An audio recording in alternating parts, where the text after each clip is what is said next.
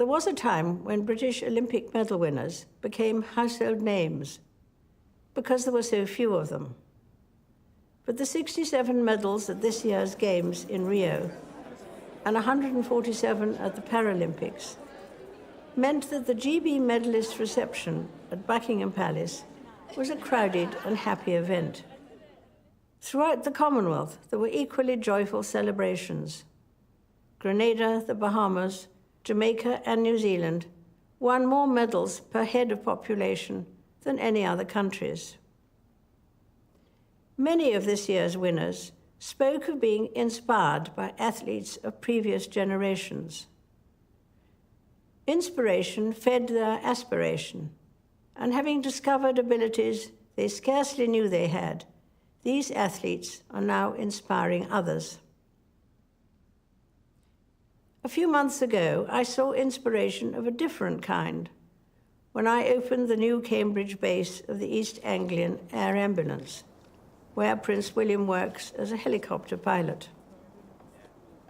It was not hard to be moved by the dedication of the highly skilled doctors, paramedics, and crew who are called out on average 5 times a day.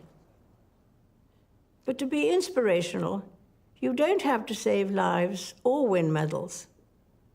I often draw strength from meeting ordinary people doing extraordinary things. Volunteers, carers, community organizers, and good neighbors. Unsung heroes whose quiet dedication makes them special. They are an inspiration to those who know them, and their lives frequently embody a truth expressed by Mother Teresa, from this year Saint Teresa of Calcutta. She once said, "Not all of us can do great things, but we can do small things with great love." This has been the experience of 2 remarkable organizations, the Duke of Edinburgh's Award and the Prince's Trust, which are 60 and 40 years old this year. These started as small initiatives, but have grown beyond any expectations and continue to transform young people's lives. To mark my 90th birthday, volunteers and supporters of the 600 charities of which I have been patron came to a lunch in the Mall. Many of these organizations are modest in size, but inspire me with the work they do.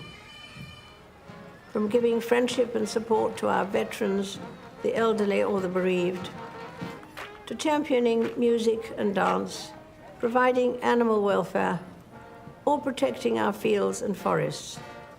Their selfless devotion and generosity of spirit is an example to us all.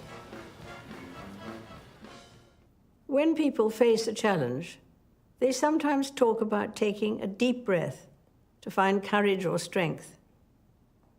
In fact, the word inspire literally means to breathe in. But even with the inspiration of others, it's understandable that we sometimes think the world's problems are so big that we can do little to help. On our own, we cannot end wars or wipe out injustice. But the cumulative impact of thousands of small acts of goodness can be bigger than we imagine. At Christmas, our attention is drawn to the birth of a baby some 2,000 years ago. It was the humblest of beginnings, and his parents, Joseph and Mary, did not think they were important. Jesus Christ lived obscurely for most of his life and never traveled far. He was maligned and rejected by many, though he had done no wrong. And yet billions of people now follow his teaching and find in him the guiding light for their lives. I am one of them because Christ's example helps me see the value of doing small things with great love, whoever does them, and whatever they themselves believe. The message of Christmas reminds us that inspiration is a gift to be given as well as received, and that love begins small but always grows. I wish you all a very happy Christmas.